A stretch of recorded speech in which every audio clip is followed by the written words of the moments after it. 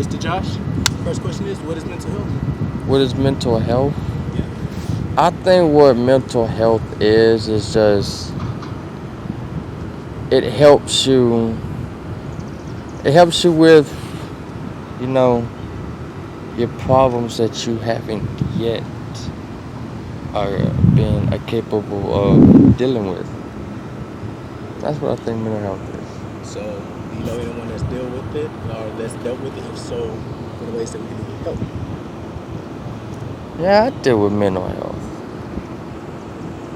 I've got mental health issues, but I went to mental health before, and I deal with them now.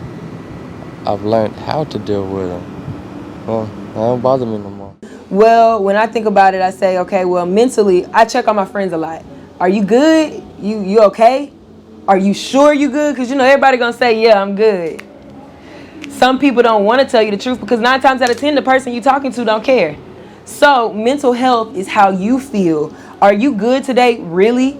Are you going to be good tomorrow? Really? Are you going to be able to deal with the things that life throws at you and be able to handle them with a calm mind, and not let it get to you emotionally?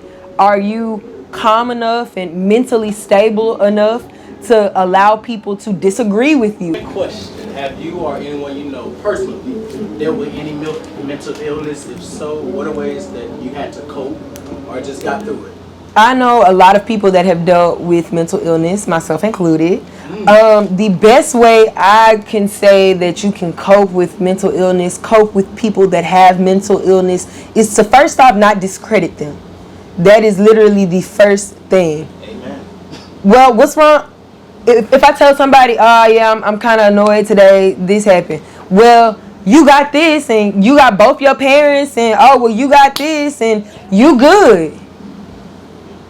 So now I'm feeling worse than when we started. You could have shut up.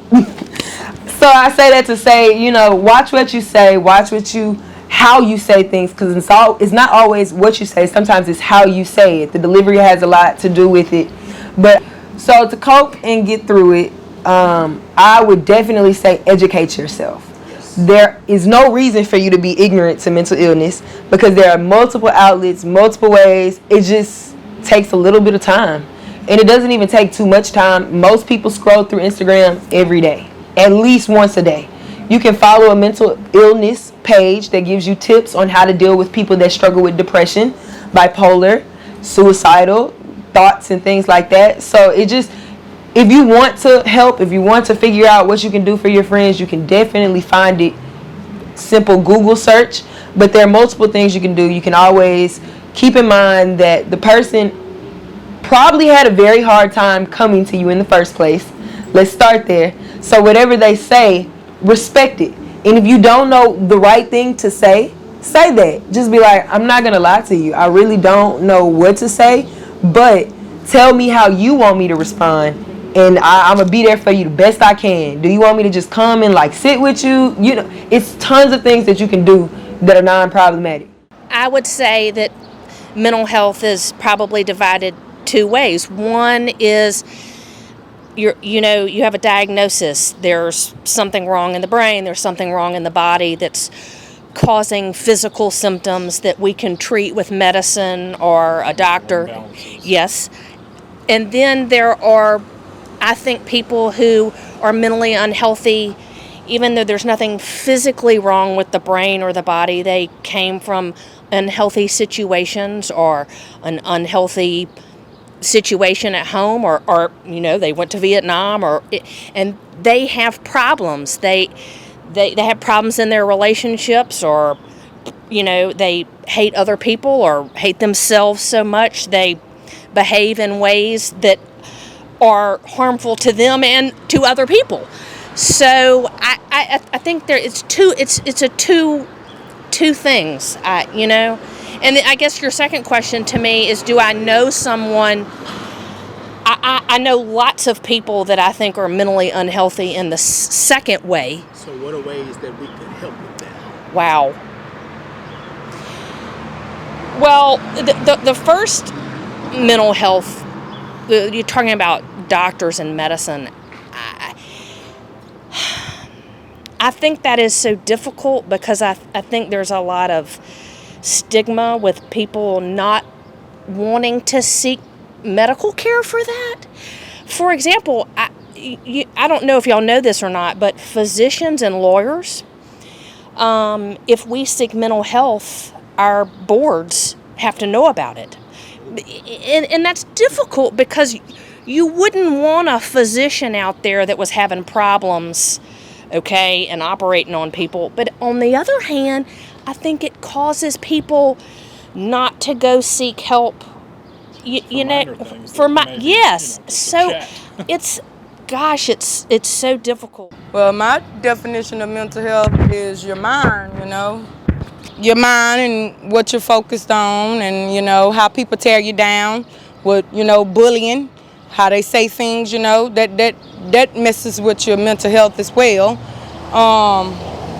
Say, for instance, if I'm in a relationship, him talking down bad on me, like I just said, that's messing with my mental health, same as verbal. You that has experienced these problems, any mental illness problems? Someone significant to me is going through mental problems right now. Okay. And how's that? It's not like she want to kill herself or nothing, but she go through depression, anxiety. So I kind of know what mental health is, because that's what she goes through. One of the persons, but I don't have my medication right now. I'm suffering with depression, bipolar, and psychosis, but I don't have my medication. So how does it feel on a day-to-day basis? Well, sometimes I feel like going crazy, really, literally going crazy. But I read this here to keep my mind, occupied instead of, trying to do suicidal things and all that other stuff. Okay, so what ways do you know that can help people that deal with any type of suicidal ideations or anything like that? Well, only like seeking help. I mean, I went to Brentwood, but I still ain't got my medication. I'm still trying to get that. I mean, I can get it, but I just got to get my doctor to prescribe my medicine again. Yeah. Thank you. Definition of mental health. Yes. One word, depression. Okay, so have you or anyone you know personally dealt with these issues? Yes, me. Really? Yes. Elaborate. Well, it was back in, I would say, I kind of hit rock bottom when, I want to say, early 2019. And it just continue on. It's like a up and down roller coaster if you want to be happy or sad or not. Okay, so what are ways that you cope with this? And what are ways that people could cope in general with depression? Honestly, once I hit rock bottom, everybody that I thought loved me really left. And it was just me and God. So, honestly, when I was alone with just Him. So, I did all I can do, talk to Him, just be with Him, get to know Him a little better, saw a therapist, and also talk to her through Him. And I love Miss Gina. If Miss Gina, you see this, hey. I love her, and she keeps me sane. And also the people that have stayed and saw me cry and just wanted to just be around me, they stayed, and they could continue to uplift me. And I mean, it's still a fight to this day. I mean, that was like 2 years ago. I still fight, but as long as I fight to live another day and see another day, I mean, I feel like I'm winning at this point. Hey, thank you. Mm-hmm. As all things, ranges from very mild to very severe. And there are 3 big categories of mental illness. One is neurosis, which is like all of us have some neurotic stuff. We either have a phobia, or we're anxious, or we're OCD and wash our hands a lot, or we have some tendencies of neurosis, all of us. And the next big category is psychosis. Psychosis are those people who can't tell the difference between reality and non-reality.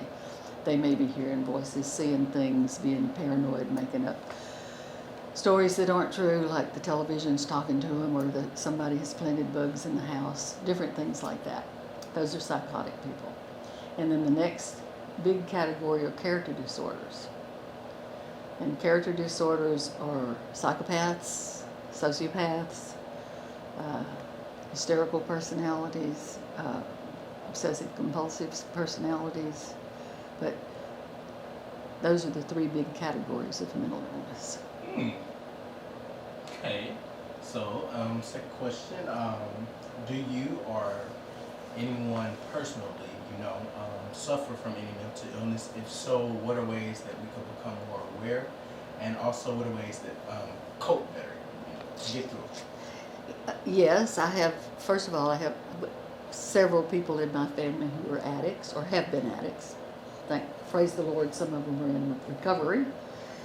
And but I still have some who deal with drug addiction, alcohol addiction, and they don't live in my same town, but I do see them and have helped them in the past. And how to deal with mental health. There are 4 things that make us mentally healthy. One is self-care skills. This self-care skills meaning the things you usually think of: rest, eat right. Everybody has to have exercise. These bodies were made to move. We are body, mind, and spirit. So we have to take care of all 3 of those things: our body and our mind and our spirit. So self-care skills, time with others, time alone, whatever fills your cup back up.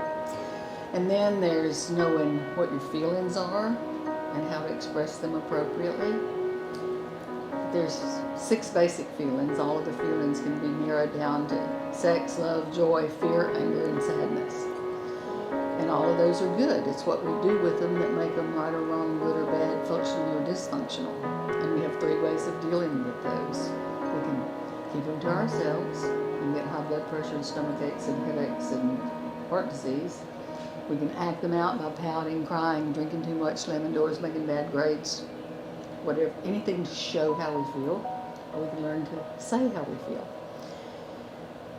And all of those can be good too. It's certainly appropriate to keep your feelings to yourself sometimes. And a hug is an acting out of a feeling. Usually the best way is to know what you're feeling and how to express it appropriately.